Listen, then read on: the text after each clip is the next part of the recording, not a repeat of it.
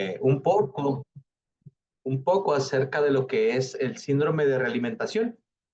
Sí, el objetivo principal de esta charla es conocer las generalidades del síndrome de realimentación y conocer sobre la evaluación del mismo y el tratamiento nutricional que tendemos que dar a cualquier paciente que se presente con las características las cuales vamos a estar analizando el día de hoy.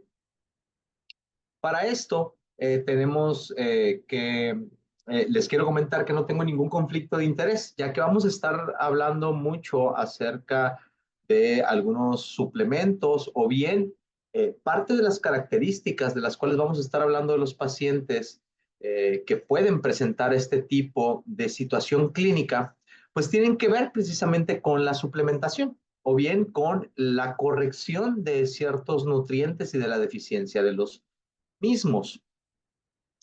Pero bueno, antes de iniciar a hablar acerca del síndrome de realimentación, tenemos que hablar un poco acerca del contexto, de cómo fue que los principales investigadores se dieron cuenta de este síndrome o de esta situación clínica. Sí, entonces, para esto nos tenemos que ir a los campos de concentración que existían en la Segunda Guerra Mundial y que si bien es cierto, muchos de los científicos de hoy dicen que parte de lo que pasa en las guerras, pues mucho de esto nos deja también muchos conocimientos científicos. No quiere decir que esto sea algo bueno. Sin embargo, muchas de las situaciones a las cuales se somete al humano en este tipo de situaciones o conflictos, pues nos dejan aprendizaje. Y esto no fue para menos. El síndrome de realimentación se vio por primera vez o se dieron cuenta del mismo cuando este tipo de personas que se encontraban en los asentamientos nazis eh, y que eran rescatados, comenzaban a alimentarse. Entonces se dieron cuenta que muchos de estos eh, eh, eh, a, exiliados que existían en estos campos de concentración, pues empezaban a tener fallas cardíacas y morían una vez que empezaban a alimentarse nuevamente. Entonces sabemos que vivían en unas situaciones muy insalubres y sabíamos que vivían en inanición completa, ¿no? O bien tenían un muy poco consumo de alimentos. Y eso fue lo que generó el que nosotros diéramos con esta situación clínica que se llama síndrome de realimentación. Entonces, como definición, vamos a ver que el síndrome de realimentación es un síndrome que se da como un desplazamiento severo de fluidos y de electrolitos entre el extra y el intracelular, y que esto a su vez va a generar anormalidades en el cuerpo, anormalidades principalmente metabólicas, y que como resultado van a generar complicaciones que se van a proyectar por medio de todos los sistemas que conforman nuestro cuerpo y que estos se dan específicamente una vez que nosotros iniciamos algún tipo de soporte nutricional. Llámese soporte nutricional por la vía oral, por la vía enteral o por sonda, o bien por la vía parenteral.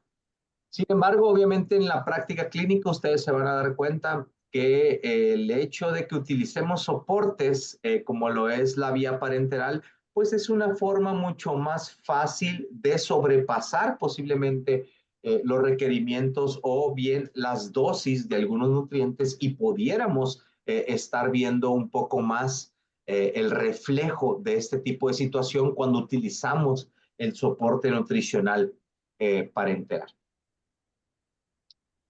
Entonces, los mecanismos involucrados son dos principalmente. Primero necesitamos, para poder que se dé el síndrome de realimentación, necesitamos a un paciente que haya sido sometido a inanición o bien que este paciente ya cumpla con ciertos criterios, los cuales nos dicen que este paciente se encuentra en un estado de malnutrición o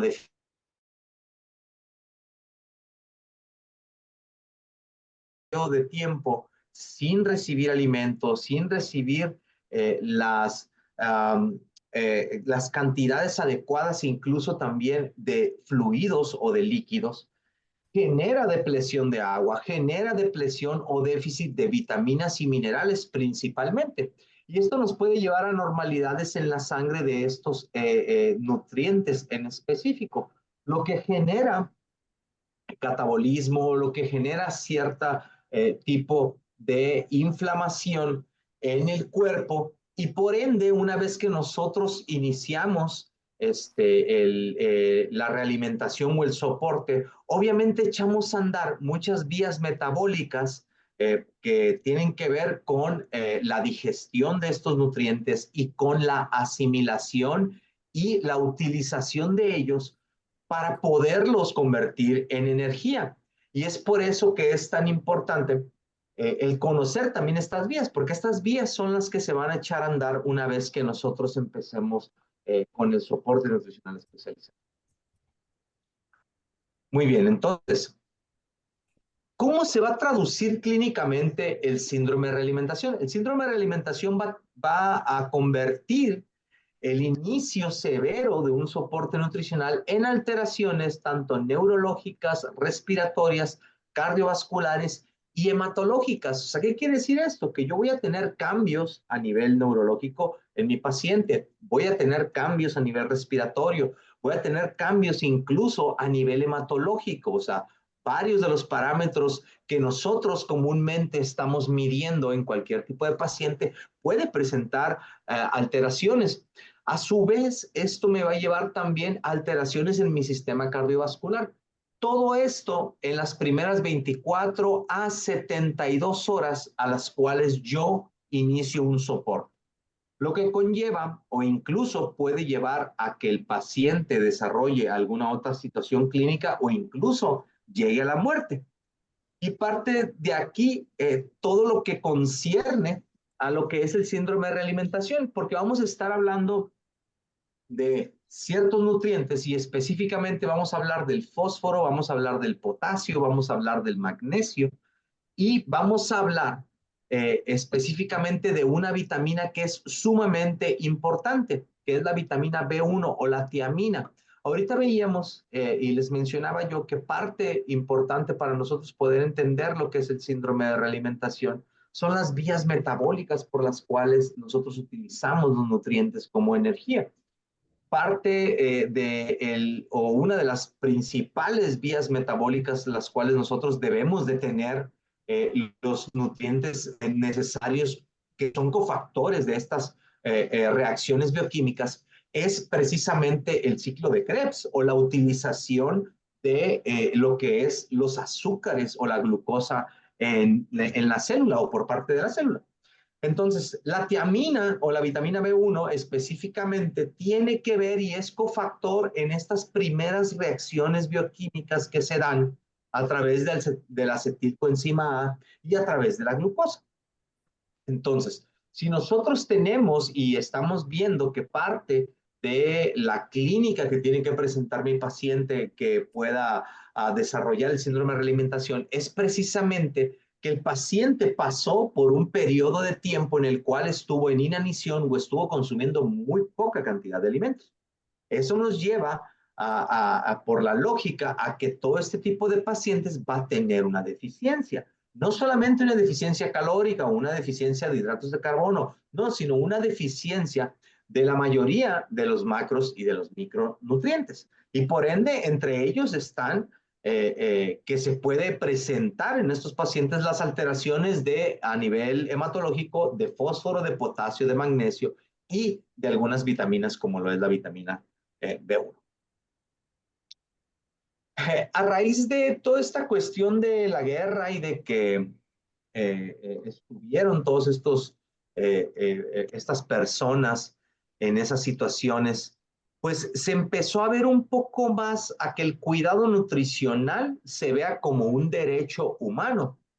Y precisamente desde el 2008 tenemos la fortuna de que muchas sociedades internacionales se han juntado y han generado todas estas decálogos o todos estos artículos que van a favorecer al humano y al cuidado nutricional del mismo, independientemente del estado en el que se encuentre, o bien si se encuentra o no hospitalizado.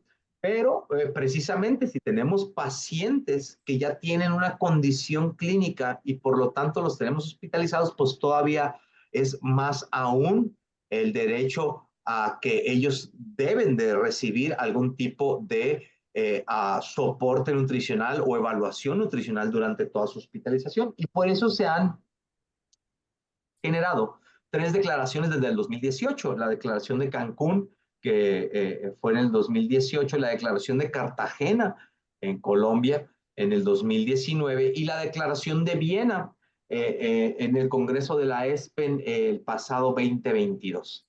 Entonces, ya vemos que el hablar de síndrome de alimentación nos lleva a hablar de malnutrición. O sea, no podemos hablar nosotros de síndrome de alimentación si no hablamos de malnutrición como tal. Y existe un gran porcentaje de prevalencia en este tipo de situación clínica. Una es porque en muchas situaciones o en muchos países todavía este tipo de situación clínica, que es la malnutrición, está sumamente subestimada. O bien, o no se valora, o bien es desconocida porque en realidad ni se está midiendo, ¿no? Y muchas de estas variaciones también son porque existe una gran cantidad de herramientas que nos ayudan a diagnosticar este tipo de situación. O sea, la desnutrición hospitalaria y la malnutrición hospitalaria tiene que ver con la definición de la misma y con qué tipo de herramientas diagnósticas yo estoy utilizando y si están validadas o no están validadas y en qué pacientes están validadas las mismas. Entonces, para esto tendríamos también entonces que definir lo que es la malnutrición. Esta definición viene en una guía de práctica clínica de desnutrición intrahospitalaria del IMSS y se me hace sumamente acertada porque está sacada de un consenso internacional. Y quiero que le pongan mucha atención porque la malnutrición se puede presentar de forma aguda o de forma crónica. ¿Sí? Y nosotros eso es bien importante para poder identificar a pacientes que puedan desarrollar lo que es el síndrome de realimentación. Además, y esto es algo que tenemos que entender como profesionales de la salud, y más aún en estos tiempos donde sabemos que la sobrealimentación es un problema en nuestro país.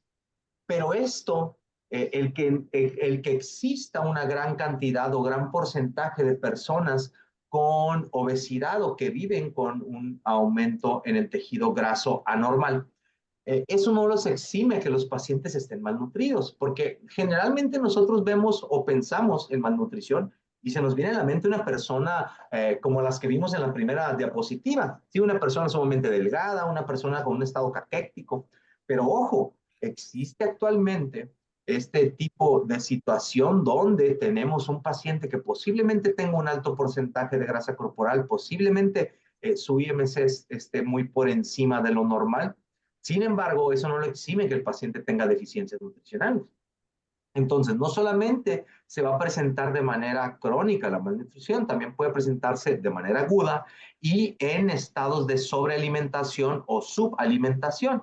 La otra es que puede presentar actividad o no inflamatoria, ¿sí? Y todo esto va a conducir a cambios en la composición corporal por este precisamente aporte insuficiente de los nutrientes que estamos ofreciéndole o que se está llevando el mismo paciente a su boca.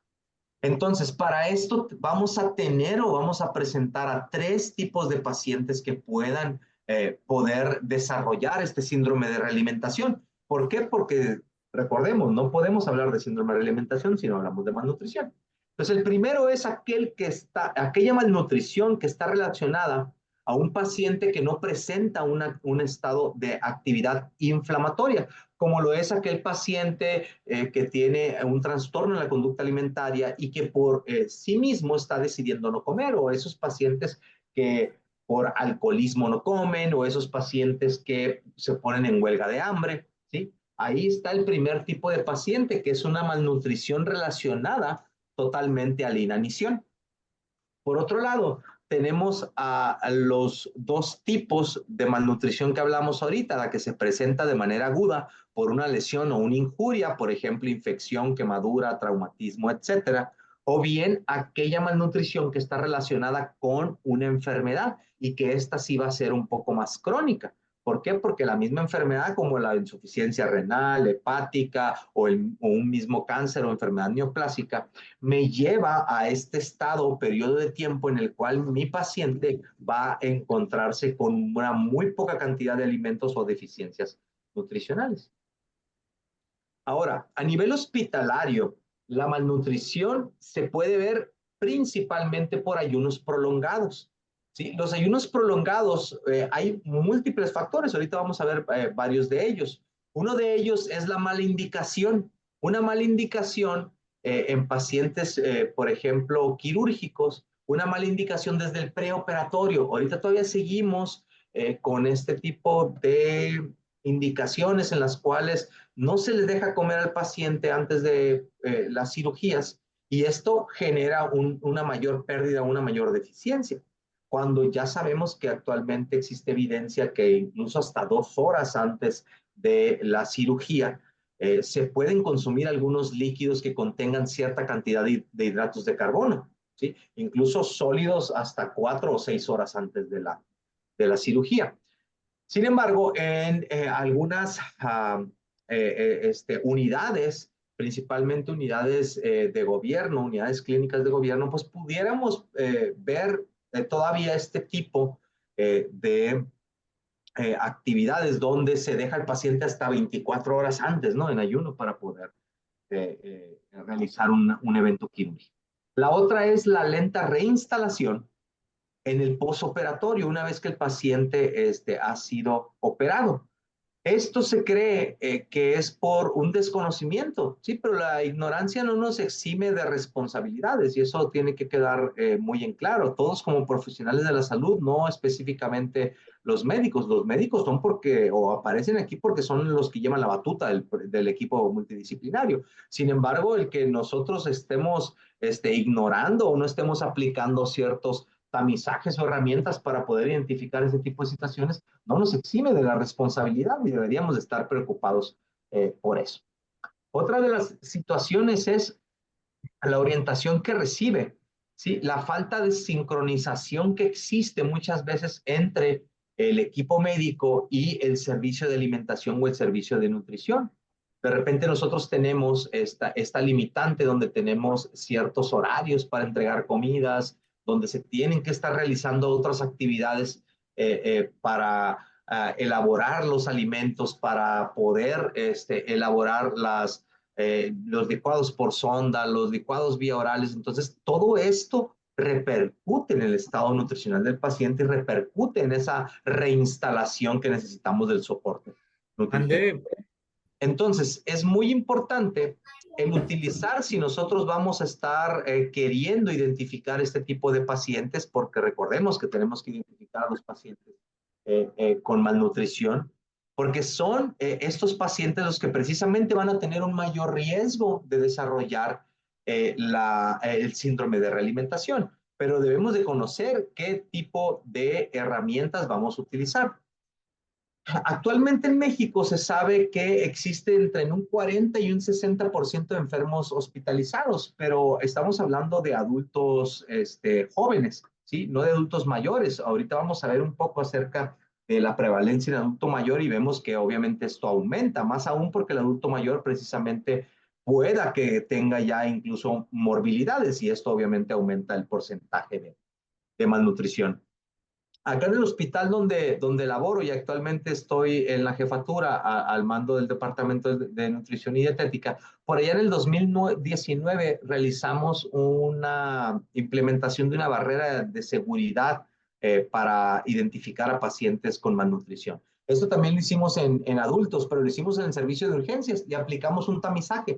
En ese tamizaje precisamente descubrimos que un 66% de los pacientes que llegan al servicio de urgencias ya se encuentran con un tipo de riesgo nutricional. Entonces, esto quiere decir que el tamizaje es sumamente importante para poder identificar para poder priorizar atenciones, para poder llevar a cabo intervenciones oportunas y más que nada para poder optimizar también el recurso humano y el recurso de insumos que tenemos.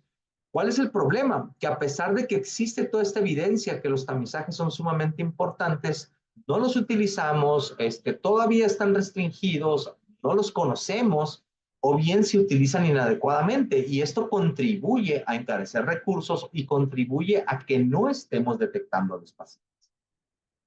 Sabemos que existen una múltiple, gran cantidad de tamizajes nutricionales. Entre ellos está el NRS que les comentaba ahorita, la BGS, que es como que el gold estándar para casi todos los tamizajes. El MNA, que sabemos que el MNA es un tamizaje que está validado en el adulto mayor. Y actualmente los criterios GLIM que han estado tomando mucha fuerza en cuanto a la evidencia. Y no es por nada, sino porque se juntaron muchos expertos de varias sociedades y dijeron, vamos a tratar de homologar todos estos criterios que conocemos para poder diagnosticar la malnutrición, poder clasificar la severidad de la misma y así llegar a un consenso para que todos a nivel mundial podamos estar detectando lo más parecido posible a la malnutrición. Entonces, los criterios GLIM nos dicen que primeramente o el primer paso es realizar un tamizaje o bien aplicar un screening. Puede ser cualquiera el cual esté apegado al tipo de población que nosotros vamos a estudiar. Y el segundo paso es aplicar los criterios fenotípicos y etiológicos, que son estos criterios que precisamente quieren que todos utilicemos para que podamos homologar esto. Una vez que escogemos o que vemos cuáles de estos criterios fenotípicos y etiológicos mi paciente cumple, yo ya me voy a clasificar la severidad de la misma. Los criterios fenotípicos tienen que ver específicamente con la pérdida de peso, con el IMC del paciente y con la pérdida de la masa muscular. Los criterios etiológicos tienen que ver con esta inadecuada ingesta de alimentos y con precisamente una inadecuada asimilación de los nutrientes debido a una inflamación o debido a una enfermedad o comorbilidad. Una vez que me cumple mi paciente con un criterio fenotípico y un etiológico, nosotros clasificamos la severidad de la malnutrición o deberíamos de clasificarla con base al porcentaje de pérdida de peso, al IMC y la masa muscular reducida. Dependiendo de esto, ya nosotros pudiéramos decir que nuestro paciente se encuentra en una malnutrición ya moderada o severa. Y así es como deberíamos todos estar clasificando la malnutrición. Existe actualmente una gran cantidad de evidencia científica, incluso si comparamos lo que son estos criterios con otras grandes sociedades como lo es la ASPEN y la ESPEN, vemos que las tres son muy similares. Todas toman en cuenta una pérdida de peso, todas toman en cuenta una pérdida de masa muscular, todas toman en cuenta esta cuestión de la baja funcionalidad en el paciente, ¿sí? Y con esto pues ayuda a generar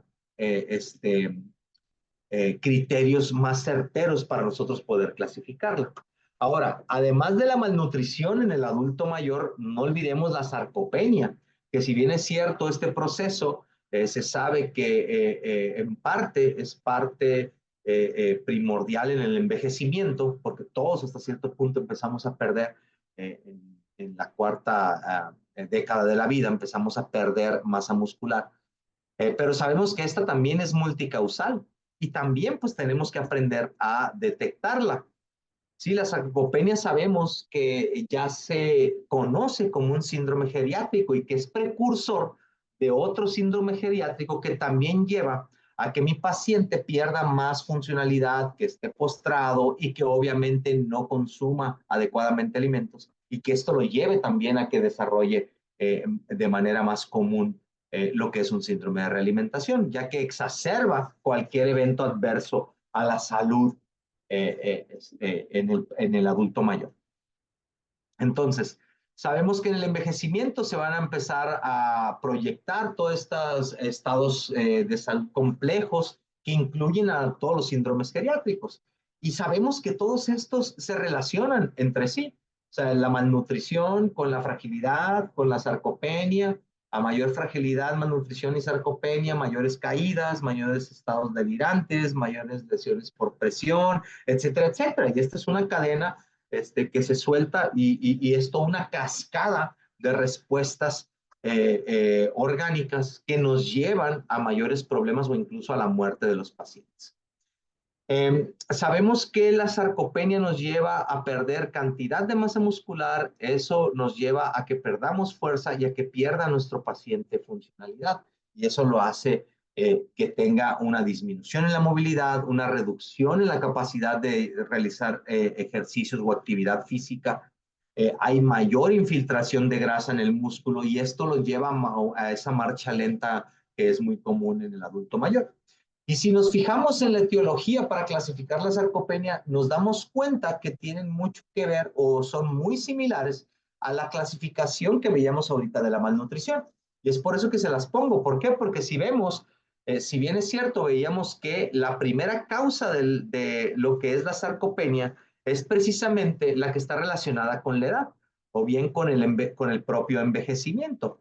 Sin embargo, existe otro tipo de sarcopenia que está relacionada con lo que es la actividad física o bien el mismo sedentarismo o la postración que presentan muchos de estos pacientes. La otra es la sarcopenia relacionada a la enfermedad, que también teníamos una malnutrición relacionada a la enfermedad. Entre más crónicas o bien los tratamientos sean un poco más invasivos, pues es obvio que va a generar un mayor problema de sarcopenia y de malnutrición en el paciente. Y la otra es la sarcopenia, que está relacionada específicamente con la malnutrición, o sea, con aquellas personas que están consumiendo cantidades insuficientes de energía, de proteínas o de cualquier otro micronutriente, o bien que los mismos trastornos o tratamientos que está llevando a cabo provocan una mala asimilación o absorción de los nutrientes. Entonces, así es como vamos viendo que tanto la malnutrición está relacionada, ¿sí?, con la sarcopenia, la pérdida de masa muscular, y que esto a su vez está relacionado con todo lo que va a estar pasando con mi adulto mayor, o sea, con esas modificaciones en los factores reguladores de crecimiento muscular, con esos factores genéticos que afectan o que hacen que se aumente más el desarrollo de ciertas enfermedades, con el incremento de actividad de citoquinas si es que mi paciente ya tiene algún tipo de comorbilidad, ¿sí?, con la disminución de la actividad física, con la disminución de las hormonas que tienen efecto anabólico y que se va también perdiendo con la edad. Todo esto nos lleva a que genere todavía mayores problemas en nuestro adulto mayor.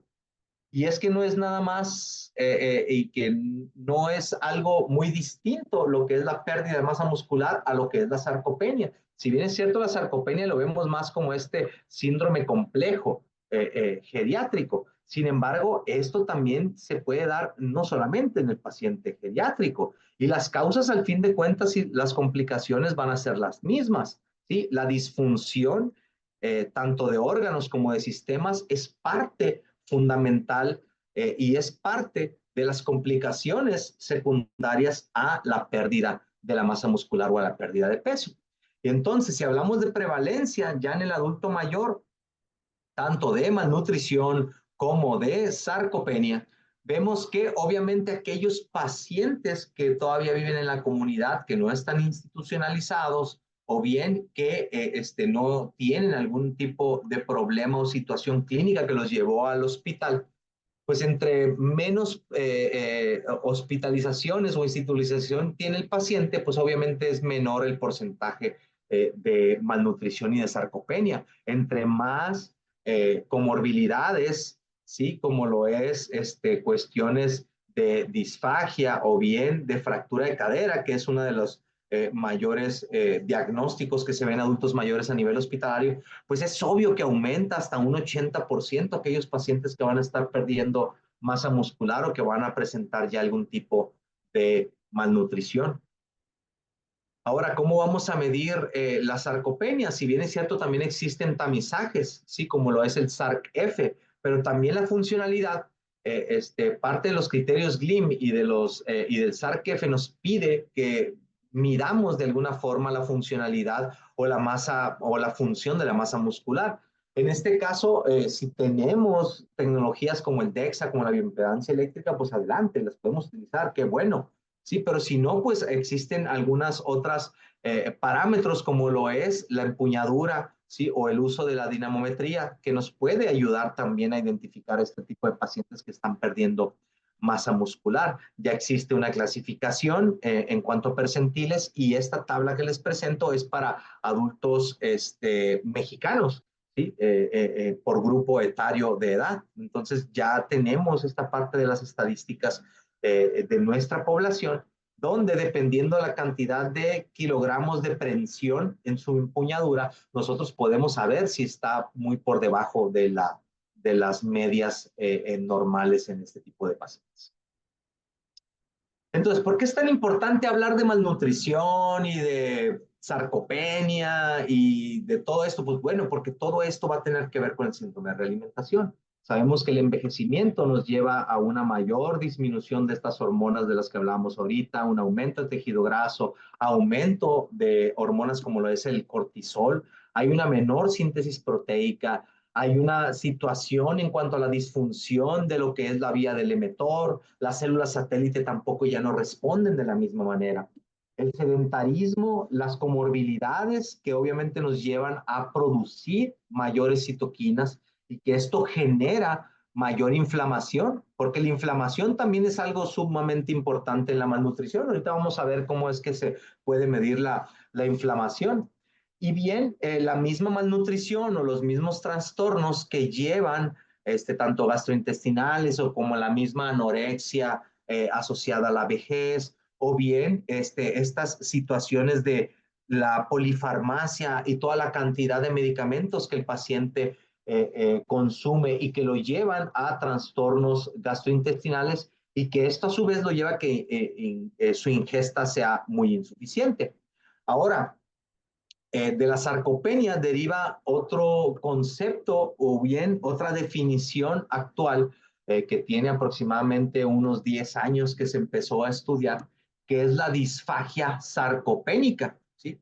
Entonces tenemos pacientes malnutridos, pacientes que pueden presentar obesidad sarcopénica o malnutrición con obesidad sarcopénica, y ahora tenemos esta otra definición donde podemos ver a que por esa misma pérdida de la funcionalidad de los músculos producido por la sarcopenia, por X razón secundaria, ¿sí? Pues deja de funcionar también adecuadamente los movimientos peristálticos del esófago y eso nos lleva a que el paciente genere una mayor probabilidad de disfagia y esto lo lleva a su vez a que no coma aún más alimentos, ¿no? Entonces es un círculo vicioso. Pero bueno, para eso tenemos nuestro proceso de atención nutricional, nuestro PAN, nuestro proceso de cuidado nutricional, que incluso el mismo, al igual que los criterios GLIM, este mismo proceso de cuidado nutricional que tenemos nos lleva a que como primer paso tenemos que hacer un tamizaje, ¿sí? Entonces ya llevamos aquí el tamizaje de malnutrición, podemos también aplicar el tamizaje de sarcopenia, ¿sí? Y como lo veíamos en los criterios GLIM, también existe actualmente esta parte de tomar o valorar la inflamación como parte de los criterios etiológicos GLIM. Y la inflamación sabemos que promueve anorexia y una menor ingesta calórica, que promueve también alteraciones metabólicas con aumento en el catabolismo muscular. O sea, la misma inflamación nos puede llevar a esta pérdida de peso o a esta sarcopenia, que el gasto energético basal esté aumentado o bien que los requerimientos del paciente aumenten. Y obviamente también esto nos lleva a que exista una menor respuesta a la intervención nutricional. Entonces, con este tipo de pacientes tenemos que tener mucho cuidado también y esta es otra de las partes que tenemos que estar evaluando en estos pacientes. ¿Cómo lo vamos a evaluar? O sea, su aparición puede ser por una enfermedad aguda o crónica, una infección, una lesión. O sea, no siempre es necesaria la confirmación por medio de marcadores de laboratorio, porque también incluso muchos de nosotros no tenemos acceso a ellos. Pero si tenemos acceso a ellos, Pues bueno, la PCR es uno de esos indicadores alternativos que tenemos de la inflamación. Y ya tenemos esta parte de la clasificación de que si se encuentra menos de 10 la cantidad, los niveles de PCR en sangre, pues tenemos una inflamación leve. Entre 10 y 50 tenemos una inflamación moderada y mayor de 50 pudiéramos decir que tenemos una inflamación aguda o grave. Entonces ya llevamos tres tamizajes: el tamizaje de la malnutrición, el tamizaje de lo que es la sarcopenia o la pérdida de masa muscular y su funcionalidad, y el tamizaje de la inflamación que nos puede llevar también a que se agrave las otras dos anteriores. Ahora, ¿qué otros parámetros de repente se quieren utilizar y que no tienen validez en el contexto en el que no, los queremos utilizar en ocasiones? Muchos de los profesionales de la salud siguen utilizando lo que es la albúmina o algunas proteínas corporales para poder determinar el estado nutricional. Sin embargo, la albúmina sabemos que puede estar modificada en nuestro organismo por muchas otras situaciones y no específicamente por un estado nutricional deficiente. Las proteínas que habitualmente se determinan para evaluar el estado nutricional y para predecir el riesgo que tiene el individuo de sufrir complicaciones son precisamente esas, ¿no? La albúmina, prealbúmina, la transferrina, la proteína ligada al retinol. Pero muchas de estas se dejan de producir en el cuerpo cuando el paciente presenta una fase aguda o una lesión aguda a cualquier estímulo, o enfermedad o lesión. Sí, y esto es porque el hígado se pone a generar estas proteínas de la fase aguda que tienen que incrementar, obviamente, en este periodo de tiempo. Y es por eso que deja de sintetizar lo que es la albúmina y las otras proteínas. Entonces, llegamos o tenemos como resultado que las condiciones clínicas de la albúmina pudiera ser un buen predictor, pero de complicaciones, más no del estado nutricional. O sea, una persona que tenga menores cantidades de albúmina sí puede que presente mayores infecciones o puede que presente una mayor complicación de ventilación mecánica o mayores días de ventilación mecánica, pero no así es un indicador en esa fase de lo que es el estado nutricional. ¿Por qué? Porque puede estar desequilibrada por una respuesta aguda a la enfermedad, por una deficiencia de zinc, por pérdida de albúmina al espacio extravascular, o bien por algún estado de deshidratación o sobrehidratación. Entonces, para ir ya aterrizando e ir tomando en cuenta qué parámetros son los reales, pues vamos viendo que la mayoría de los tamizajes y la mayoría de las bibliografías nos dice que hay que pensar siempre en la pérdida del peso, hay que pensar siempre qué tanta cantidad de ingesta está teniendo mi paciente, la funcionalidad va a ser muy importante, y si ya existe algún tipo de distribución anormal de lo que son los fluidos, porque decíamos ahorita, el síndrome de realimentación es este intercambio que existe en algunos nutrientes y que lleva también a cambios en los fluidos, en el intracelular y en el extracelular. Entonces ya estamos así como que tratando de hilar esta parte del por qué tenemos que tamizar la malnutrición, la sarcopenia con la funcionalidad y lo que es la inflamación. Entonces, ojalá existiera un laboratorio que nos dijera específicamente que sí existe en realidad una malnutrición. Sin embargo, no existe. Tenemos que tomar varios parámetros. Es por eso que tenemos que estar tamizando. Entonces, el checar apetito, el hacer una exploración física, el checar la ganancia o la pérdida de peso, la ingesta del paciente, son parte de los factores que tenemos que estar tomando en cuenta. En cuanto a lo físico, pues también, ¿no? Y tenemos que empezar a familiarizarnos con esta parte de cómo se puede ver una persona que ya está perdiendo masa muscular o peso, ¿sí? De manera ya severa, ¿sí? Donde ya la parte de las articulaciones se ve un poco más prominente, ¿sí? Que en aquellas personas que sí tienen un buen estado nutricional. Sí, es muy común ver esta parte en los adultos mayores, donde debería de existir una cantidad importante de grasa corporal, ¿sí? Y donde si ya vemos una prominencia en cuanto a algunos huesos del cuerpo, pues es una seña de que el paciente posiblemente haya estado perdiendo una gran cantidad de peso. Existe bastante evidencia actual donde esta parte del músculo que tenemos en nuestra mano, en el pulgar, es un detector de malnutrición, ¿sí? Y el hecho de que veamos un poco más hundida esta parte, quiere decir que se está perdiendo peso. Entonces son este tipo de puntos y claves que tenemos que tomar en cuenta para que nuestra observación y nuestra práctica clínica sea un poco más rápida del detectar este tipo de pacientes. El cómo consume el paciente lo de la charola, pues bueno, podemos utilizar este tipo de gráficos también, donde incluso el mismo adulto mayor solamente nos puede señalar cuánto es la cantidad de la charola que está consumiendo. Entonces, ¿por qué es importante entonces hablar de esto antes de entrar de lleno a lo que es el síndrome de realimentación? Porque, bueno, los trastornos nutricionales en el adulto mayor se pueden presentar, decíamos ahorita, en estados de subalimentación o de sobrealimentación, sin importar el que estos también nos llevan a estados o nos pueden llevar a estados de sarcopenia, de fragilidad, al igual que aquellos que tienen un bajo peso. No precisamente el que sigan teniendo una gran cantidad de IMC, no quiere decir que estén malnutridos y no quiere decir que puedan desarrollar un síndrome de realimentación. Entonces, el nutricionista, específicamente, y lo hablo porque pues esa es mi profesión como tal, debe de tener una apreciación clara de lo que son los pacientes que puedan desarrollar este tipo de síndrome. Y ya la NICE desde el 2006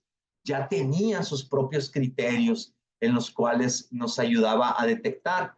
Sí, sabemos que fisiopatológicamente el estar en ayuno, la misma malnutrición, pues nos va a llevar a activar ciertas vías metabólicas, nos va a llevar a los cambios hormonales, nos va a llevar a un descenso de la masa celular, aumento en el agua extracelular y a toda esta deficiencia de nutrientes por precisamente este déficit en la ingesta.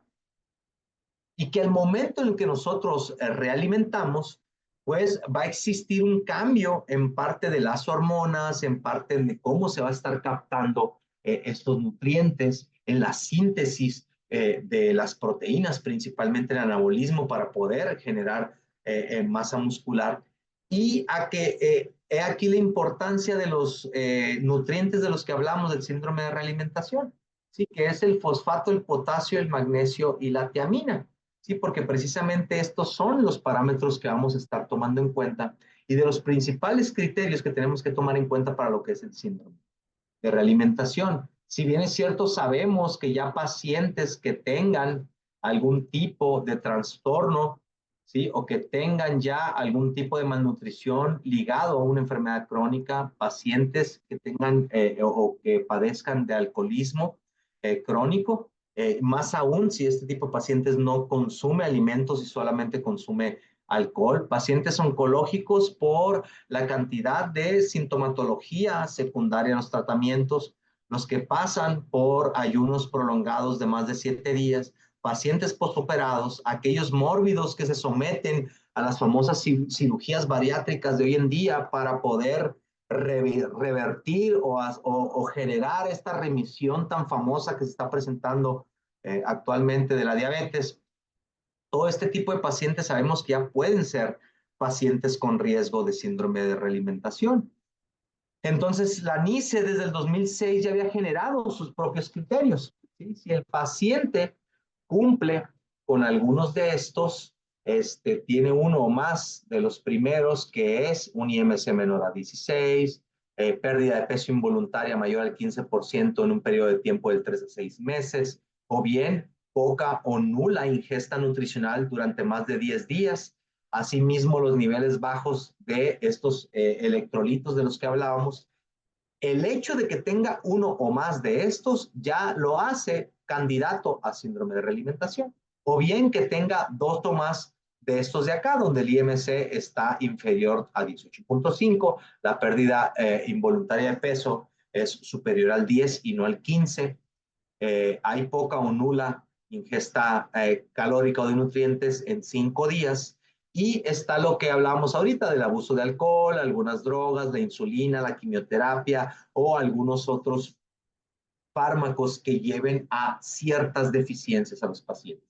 Y esto es bien común en el adulto mayor, el que tenga estos fármacos que lo hacen perder principalmente estos electrolitos de los que hablábamos ahorita y de los cuales es sumamente importante que se encuentren en niveles normales para que no tengan este tipo de repercusiones del síndrome de realimentación. Entonces, están todos estos pacientes con pérdidas de peso, hay algunas otras bibliografías que manejan otros periodos de tiempo y otros porcentajes, las dietas hipocalóricas prolongadas, alteraciones crónicas de la deglución, muy común en nuestros pacientes adultos mayores, los desórdenes neurológicos que generan obviamente menor ingesta, enfermedades infecciosas crónicas, depresión o trastornos psicológicos que los lleven a no consumir alimentos, esos problemas psicosociales que se dan porque no existe un núcleo familiar adecuado que cuide al adulto mayor, que vaya y le compre comida, que vaya por él al súper o que lo acompañe al súper, o bien toda esta parte de los trastornos que tienen que ver con comorbilidades, con tratamientos quirúrgicos o incluso medicamentos, ¿sí? Todos estos son importantes para poder determinar lo que es el síndrome de realimentación. Y no fue hasta el 2020 que la Aspen se atrevió a sacar sus propios criterios para poder detectar el síndrome de realimentación y que no tienen mucha diferencia en cuanto a lo que son los criterios de la NICE, que ya había sacado desde el 2006. Sin embargo, estos criterios a raíz de lo que fue el COVID, si se fijan, fue aproximadamente el 2020 cuando lo sacan, pues fue precisamente por el COVID, porque en el COVID recordemos que muchos de los pacientes dejaban de consumir alimentos, tenían que usar ventilación mecánica no invasiva, por lo cual necesitaban el respirador y el respirador no los dejaba comer porque si se lo quitaban desaturaban, etcétera, etcétera. Entonces, esto los llevaba a estas pérdidas de peso, ¿sí? A IMCs que son muy similares a los de la NICE, las pérdidas de peso que también son similares a lo que venía acá, la nula o insuficiente consumo de energía también en ciertos periodos de tiempo, nada más que aquí ya incluso agregan porcentajes del gasto energético estimado para los pacientes y también lo de las concentraciones de fósforo, potasio y magnesio. Sin embargo, aquí agregan un poco más específico lo que es la pérdida de masa grasa, la pérdida de masa muscular, que eso obviamente a lo mejor solamente lo podemos ver por medio de tecnologías o bien circunferencias, y lo que son las comorbilidades. Entonces, llegamos ya a que ya llevamos 4 tamizajes, ¿no? Todo paciente adulto mayor que nosotros pensemos que tiene o que puede desarrollar un síndrome de realimentación, pues tendríamos hasta cierto punto que realizar estos 4 tamizajes, el de malnutrición, el de sarcopenia, el de lo que es la inflamación y también este tamizaje de criterios generado por la NICE o generado por lo que es la Aspen. ¿Por qué? Porque esto nos lleva, obviamente, a que generemos otros algoritmos que nos ayudan específicamente a poder tratar a este tipo de pacientes. Si se fijan en otras bibliografías, vemos que también los criterios que tenemos que tomar en cuenta son precisamente el magnesio, el fósforo y el potasio. ¿Sí? Que cualquiera de 2 de estos electrolitos que esté por debajo de los niveles normales, pues ya puede generar algún tipo de síntoma. Un síntoma que puede ser traducido a edema o esta acumulación de líquido, ¿sí? O bien a la taquicardia, que es el problema cardiovascular de los que hablábamos hace rato, o las alteraciones respiratorias, como lo es la taquipnea. Entonces, esto nos lleva obviamente a que si se cumplen con estos criterios, pues nos lleva a una manifestación del síndrome de realimentación.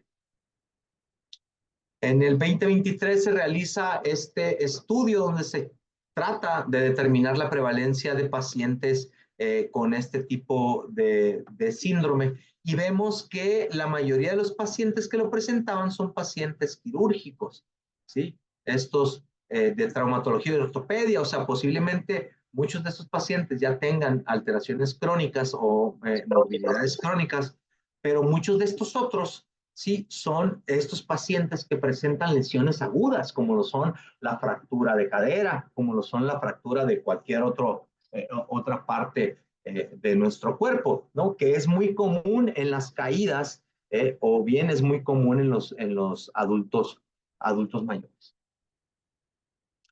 Entonces, ¿cómo vamos a tratar de definir? Esto es un resumen del resumen, ¿no? Hay listas interminables donde la hipofosfatemia puede estar causando una gran cantidad de sintomatología, al igual que la hipocalemia o la hipomagnesemia.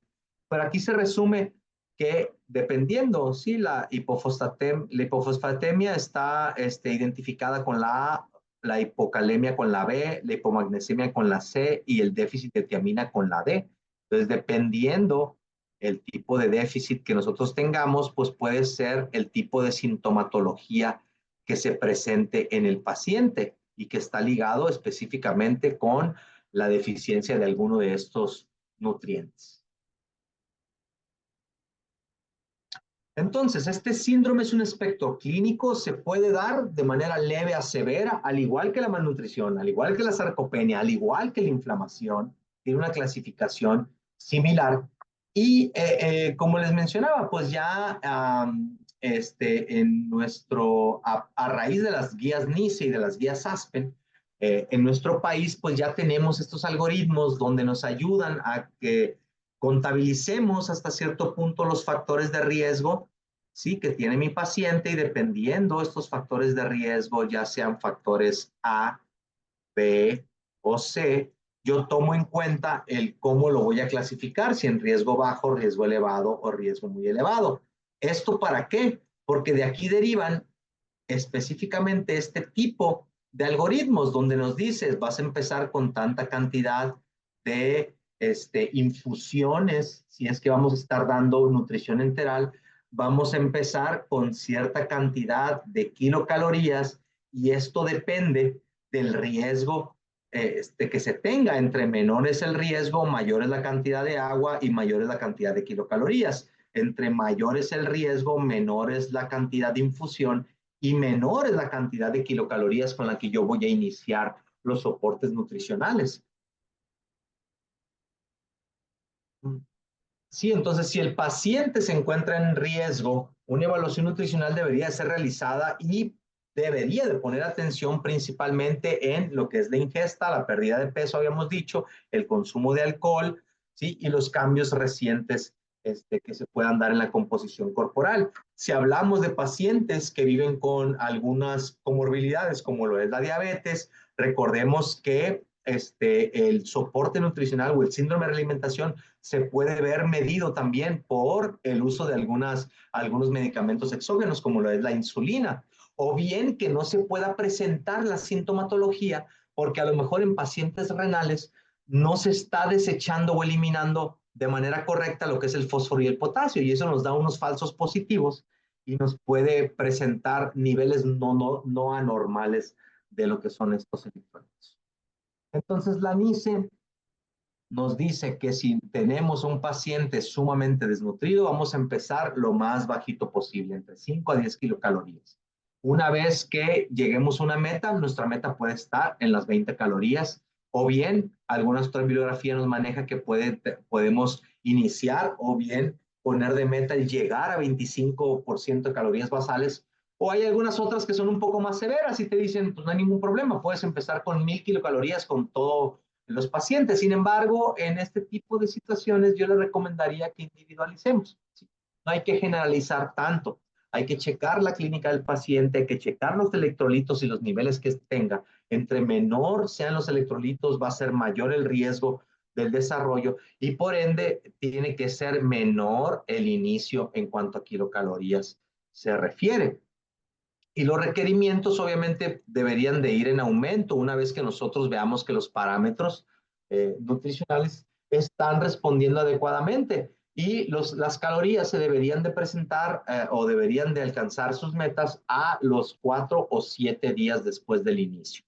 Hay algunas otras sociedades que tienen diferentes cantidades de kilocalorías. Muchas de ellas pues no tienen ninguna restricción como tal, que la verdad es que no la recomendaría. Sí, o muchas de ellas pues están ya un poco más elevadas. Sin embargo, pienso yo que debemos de ser discretos.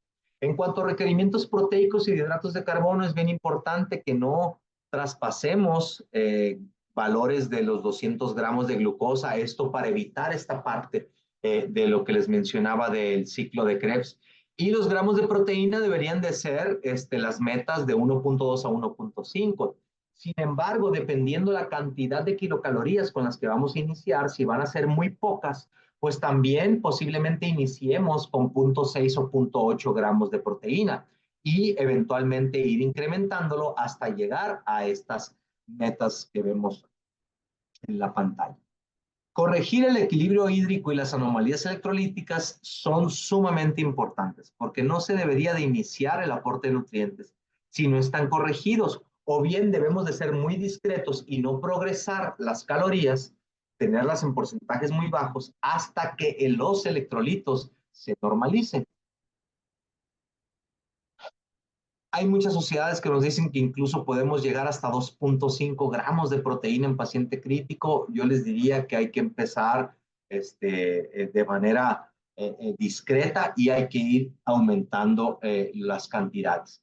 Y hay muchas bibliografías que nos recomiendan también ciertos protocolos, como lo es el utilizar ciertas cantidades de fosfatos por cada 1000 calorías. ¿Para qué? Pues para tratar de reponer lo que es el fósforo, que obviamente esto tiene que ser solamente en pacientes con función renal normal. Si tenemos un paciente renal, obviamente no vamos a utilizar este tipo de suplementos hasta estar seguro que en realidad el paciente los necesita. En cuanto al potasio, niveles normales o requerimientos normales más bien de 1 a 3 mil equivalentes por kilogramo, pudiera ser una opción. El magnesio de 0.15 a 0.2 mil equivalentes por kilogramo. Y las necesidades de tiamina, que aquí va a haber algunas diferencias en cuanto a las necesidades de tiamina, porque muchas bibliografías manejan el iniciar con mínimo de 100 miligramos. Sin embargo, en pacientes que tengan riesgos más elevados de desarrollo de síndrome de realimentación, sería prudente el iniciar con 200 o 300, ¿sí? Pacientes que ya sabemos que están desnutridos o malnutridos, de estos pacientes de los que hablábamos ahorita, o que han sido sometidos a ayunos muy prolongados, pues es obvio que vamos a empezar con dosis un poco más severas. Y esto tiene que durar algunos días después del inicio del soporte. Por otro lado, podemos utilizar dosis de tabletas o comprimidos de complejo B 3 veces al día, o bien dosis intravenosas completas, dependiendo por qué vía estemos alimentando al paciente. El multivitamínico, ya sea oral, enteral o parenteral, diariamente durante 10 días es sumamente importante. Y el estar evaluando ciertos parámetros, como lo es el peso. Si el paciente está aumentando 1 kilogramo por semana, tenemos que checar a ver si ese kilogramo de peso no es por retención de fluidos o por retención de agua, porque recordemos que también es parte de las características del síndrome de realimentación. Y bueno, hay un artículo muy interesante de consenso de lo que es la ASPEN, donde vienen pues algunas otras sociedades que también tienen sus criterios iniciales de calorías, dependiendo el tipo de riesgo. ¿Sí? Tenemos a la Sociedad de Nutrición Enteral y Parenteral de Irlanda, ¿sí? La IRSPEN, donde también riesgo extremo o riesgo severo, 5 kilocalorías, riesgo alto, 10 kilocalorías, riesgo moderado, inicio con 20 kilocalorías. Y casi en todos el inicio tiene que ser discreto, ¿sí? Y a los 4 o 7 días en casi la mayoría de las sociedades quedan esta parte de estar progresando lo que son la energía, ¿sí? Casi todas hablan de lo mismo. y cada una de ellas tiene sus parámetros para poder estar midiendo. Como conclusión, podemos determinar que el síndrome de realimentación es un cuadro clínico potencialmente grave. Se puede presentar, como veíamos, en estados leves, moderados o severos. Su prevención exige que lo detectemos, y que apliquemos tamizajes de malnutrición, de sarcopenia, de inflamación, tamizaje de síndrome de realimentación. ¿Para qué? Pues para poder monitorizar adecuadamente a nuestros pacientes. Una vez diagnosticado, hay que suspender el soporte si es que estaba iniciado ya, y hay que tratar de ser prudentes con las calorías y cómo vamos incrementando. El objetivo de la ganancia de peso, recordemos que hay que tratar de analizar si no es por acumulación de fluidos, y la nutrición se puede reintroducir cuando el paciente ya esté lo más estable posible. Los estudios actualmente que abordan dicha temática son limitados, ¿sí? Hasta cierto punto ahorita todavía tenemos limitaciones en casi la mayoría de los estudios. Hay que seguir generando mayor evidencia. Sin embargo, en este consenso, pues hay algunas recomendaciones muy puntuales, como lo son los aumentos de calorías una vez que iniciamos, cada 1 o 2 días. No tenemos que aumentar o progresar las calorías si el paciente tiene niveles de electrolitos bajos hasta que estos se normalicen. Los niveles de fósforo, potasio y magnesio, si continúan bajos, incluso pudiéramos retrasar y suspender el soporte y volver a iniciar. Se debe considerar todo tipo de solución o medicamento que aporte calorías, como lo son las soluciones glucosadas o el propofol, para poder también compensar qué tantas calorías le voy a dar yo por la otra vía, ya sea endovenosa, enteral o por la vía oral. No se recomienda restricción hídrica específicamente en este consenso. Tampoco hay una restricción o algo específico para lo que es el aporte proteico y el sodio. Sin embargo, a mi criterio, yo le recomendaría que también fueran prudentes con las proteínas, también para que no le den puras proteínas si las calorías van a ser muy bajas al inicio. Debemos de monitorear principalmente los electrolitos cada 12 horas en los primeros 3 días en pacientes con riesgo alto, y recordar que no hay dosis profilácticas, que siempre el mejor maestro es nuestro paciente. Con las mediciones que vamos a estar haciendo es que vamos a estar aumentando o disminuyendo las dosis. ¿Sí? Tienen que estar basados todos en los niveles de electrolitos. Si se convierte en algo difícil el estar corrigiendo los electrolitos, pues hay que disminuir al 50% de cómo estamos administrando el soporte nutricional, avanzar igual cada 1 o 2 días, y los aumentos van a depender del juicio del profesional de la salud y de la clínica que presente el paciente. Suplementar la tiamina, ellos recomiendan iniciar con 100 miligramos y recomiendan, como les mencionaba ahorita, hasta 300 miligramos antes de iniciar el soporte nutricional completo, o incluso antes de iniciar una solución glucosada o cualquier otra solución IV que contenga dextrosa. La suplementación se debe de mantener hasta 7 días, incluso más días si son pacientes con mayores riesgos o con un riesgo elevado. El MBI tiene que ser, si es parenteral, diario, a menos de que esté contraindicado. Este debe de continuar hasta que se suspenda la nutrición parenteral. Y si es por vía oral o por vía enteral, tiene que ser diario también durante por lo menos 10 días o más, todo basado en el paciente. Los signos vitales tenemos que estarlos tomando cada 4 horas en las primeras 24 horas para precisamente nosotros estar evaluando si el paciente está desarrollando un síndrome de realimentación. La monitoreación cardiorrespiratoria es sumamente importante, ya que en pacientes hemodinámicamente inestables es una contraindicación el iniciar un soporte nutricional. Y como les mencionaba ahorita, lo de la estimación o estar midiendo el peso para poder llevar un buen medición de esto. Recordemos que entre mayor satisfacción tenga nuestro paciente, ¿sí? Entre mayor satisfacción oral y organoléptica va a ser menor la dificultad para nutrirlo, ¿sí? Por lo tanto, ¿sí? Entre mayor sea esta, va a ser menor dificultad para nutrirlo, por lo tanto no hay tanta especialización, pero entre menos sea la satisfacción oral, si yo organoléptica, mi paciente va a necesitar que nosotros estemos más especializados porque vamos a necesitar estar más hábiles para poder iniciar cualquier tipo de soporte. Entonces, por mi parte sería todo. Si hay preguntas, dudas, comentarios o aclaraciones, los invito a que las hagan.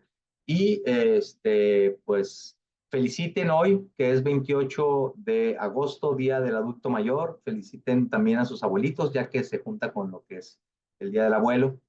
Y ojalá hayan aprendido bastante con este tema para poder iniciar soportes nutricionales de manera adecuada y de una manera más discreta para que no genere tantos problemas con nuestros pacientes y que nuestros pacientes estén lo más saludables posibles. Por mi parte sería todo. Muchas gracias. Muchas gracias, Rubén. Qué coincidencia, no me había dado cuenta, pero sí tienes toda la razón. Sí hay Sí, muchas preguntas. el día del abuelito. Sí, qué coincidencia. Te voy a hacer las preguntas del chat, ¿está bien? Sí, claro, claro.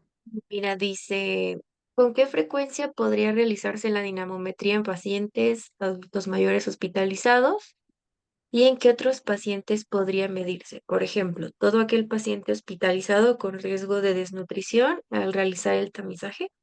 Así es, así es. Cualquier paciente hospitalizado es una forma muy útil de estar realizando la medición de la funcionalidad, ¿sí? No precisamente en adultos mayores solamente, sino en cualquier adulto que esté hospitalizado o incluso pues me atrevería a decir que también en niños, nada más que a lo mejor ahí vamos a batallar un poquito en cuanto a tener esta referencia de las tablas de percentiles. Ahorita yo les mostré unas tablas que esas tablas sí son específicas de adultos mexicanos e incluyen lo que es el paciente geriátrico, ¿no? Pero sí, aplica para todo tipo de personas.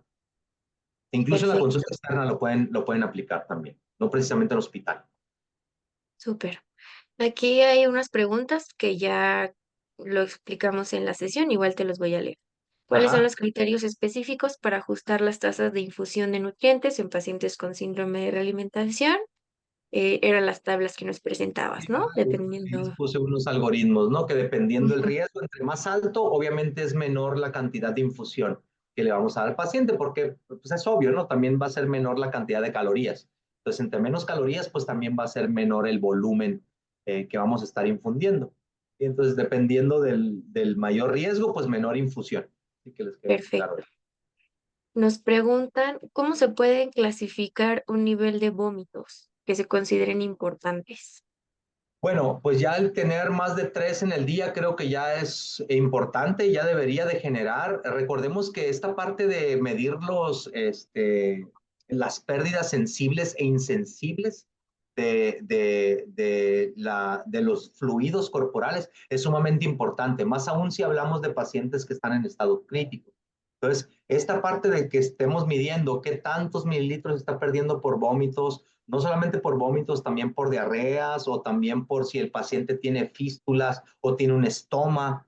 Sí, recordemos que también se miden todo esto. Entonces, el balance hídrico es sumamente importante, a pesar de que el consenso nos dice que no hay como un tipo de restricción en cuanto a la cantidad de fluidos que podemos darle a los pacientes con síndrome de realimentación, pero creo que es sumamente importante y es parte de nuestro proceso de atención nutricional, el calcular qué tanta cantidad de líquidos le voy a estar infundiendo a mi paciente y también cómo está su balance hídrico en cada 24 horas, qué tanto está orinando, qué tanto está perdiendo por heces, ¿sí? Y todo esto para tratar de también generar una adecuación en la cantidad de agua que le estamos dando. Entre más hay pérdidas, pues es obvio que más es las soluciones o fluidos que le tenemos que estar aportando.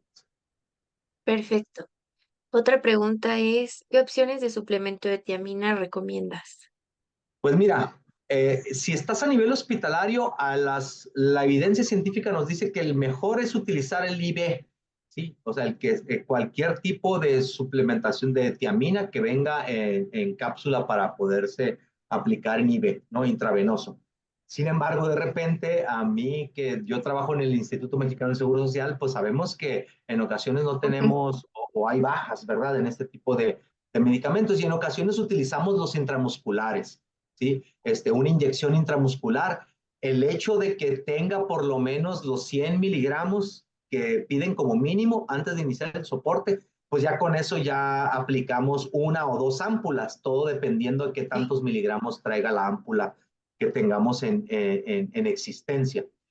Y también es importante decir que si vamos a utilizar, por ejemplo, un suplemento intramuscular para lo que es el inicio del soporte, pues obviamente vamos a retrasar un poquito el soporte. No es lo mismo poner una tiamina intravenosa a poner una tiamina intramuscular. La tiamina intramuscular obviamente va a durar mucho más tiempo para poderse esparcir por todo el organismo y tener el efecto que buscamos en las células musculares y de cualquier órgano, ¿no? A comparación de la IV. ¿Sí? Y en cuanto a marcas de vía oral, pues la verdad es que con que tengas un buen suplemento complejo B y que contenga esta cantidad de tiamina de 100 miligramos, pues creo que ya es algo correcto de utilizar, pues no precisamente una marca en La específico. marca específica. Ok, Uh -huh. muy bien. Dice, ¿qué evidencia existe sobre la vitamina D en el paciente hospitalizado con desnutrición? Pues hay bastante evidencia, de hecho, incluso en la sarcopenia, pues es algo sumamente importante. Recordemos que la vitamina D es de estos nutrientes que se llama ya farmaconutriente, porque tiene tantos cambios a nivel orgánico que incluso puede generar cambios hormonales, ¿sí? Entonces, en el adulto mayor, de hecho, recordemos que hay recomendaciones de utilizar de 800 unidades a 1000 unidades internacionales en adelante, ¿no? Eso sería como que parte del requerimiento de un adulto mayor. Ahora, si hablamos de una persona con malnutrición, pues posiblemente pudiéramos iniciar con esas 800 unidades internacionales, ¿sí? E irlas incrementando. Hay protocolos que yo siempre les digo a mis alumnos o a mis pacientes, ¿sí? Tenemos que generar las dosis de nutrientes dependiendo la deficiencia. ¿Sí? Si nosotros tenemos a la mano el mandar a hacer lo que es el estudio de laboratorio de la 25-hidroxi tocoferol, pues dependiendo los niveles de este resultado de laboratorio, van a ser los protocolos de corrección de vitamina D que le voy a dar. Hay protocolos que incluso utilizan hasta 50,000 unidades internacionales, ¿no? Pero eso ya va a depender del estado individual de mi paciente. Pero sí, indudablemente pudiera ser un nutriente, pero que ojo, yo creo que lo pudiéramos estar utilizando una vez que iniciamos el soporte nutricional. Recordemos que el síndrome de realimentación, la característica principal del síndrome de realimentación es cómo voy a iniciar el soporte, que voy a iniciar con poca cantidad de nutrientes, principalmente corregir los electrolitos, iniciar con poca cantidad de nutrientes y de ahí ir progresando. Una vez que llegue a la meta, ya ahora sí puedes meterle cualquier otro Todo. inmunonutriente, ¿no? Glutamina, butirato, creatina, incluso a lo mejor para esta parte de la pérdida de masa muscular. Perfecto, muy bien. ¿Las referencias de la dinamometría es específica o se usan los parámetros que marca el dinamómetro? Bueno, creo que... Ajá, sí, los parámetros que marca el Ujú. dinamómetro, ahí te van a marcar los kilogramos de prensión y pues con eso tú ya vas a definir en qué percentil se encuentra, ¿no? Y ahí venía Ok, también, en la diapositiva venía la clasificación, dependiendo del percentil, es como que la disfuncionalidad que presenta el paciente. súper. Y otra pregunta está ligada, que si podrías compartirnos la fuente de Claro, esas tablas de dinamometría. sí, claro, Vale. incluso les puedo compartir también la presentación en PDF, con mucho gusto se las puedo compartir, Ah, pero perfecto. igual ahorita, si puedo, busco la referencia y se las comparto por medio de Tifer. Vale, muchas gracias. Y la última dice si hay alguna guía sobre reposición de electrolitos dependiendo del grado de deficiencia o que haga diferencia entre vía parenteral y enteral. Debe de existir. Nosotros en ese consenso que les comparto de la Aspen, ¿sí? Viene específicamente las recomendaciones para cada uno de los electrolitos y como les compartí ahí decía que incluso para sodio no había una recomendación, para fluidos no había recomendación y de los otros electrolitos no vienen dosis recomendadas. De hecho dice, pásense en las dosis recomendadas de las guías internacionales de urgencias. Creo que los médicos son los más competentes para hacer este tipo de correcciones. No quiere decir que nosotros no lo podamos hacer, pero con este tipo de correcciones los médicos son los que la hacen. Nosotros difícilmente vamos a llegar a hacer este tipo de correcciones a nivel hospitalario. Ya nos mandan la interconsulta cuando detectan este tipo de problemas, ya para poder nosotros iniciar el soporte, ¿no? Pero sí, debe de existir a través de vía oral o parenteral. Creo que yo ahí ya les mencioné algún protocolo. Las cantidades que les mencioné, pues son precisamente basados en este tipo de protocolos. Sí, pero igual también te pudiera compartir algunos otros que existen Perfecto, específicos de síndrome de realimentación. súper. Y ya todas las demás son muchas gracias. Excelente ponencia, muchas gracias. Muchas Sí. gracias, Rubén, por acompañarnos en la sesión de hoy, a los que nos acompañaron y Y se claro que quedaron sí, hasta el muchas gracias final. a todos también por su tiempo. Claro que sí, ya mandamos la liga de asistencia. Nos vemos en septiembre para la siguiente sesión y en octubre para el Geriatrims de este año. Sí, ¿Vale? esperamos verlos por allá. Muchas gracias, Rubén. Que Nos descansen, vemos. chicos. Dale, Hasta bye. luego. Bonita noche.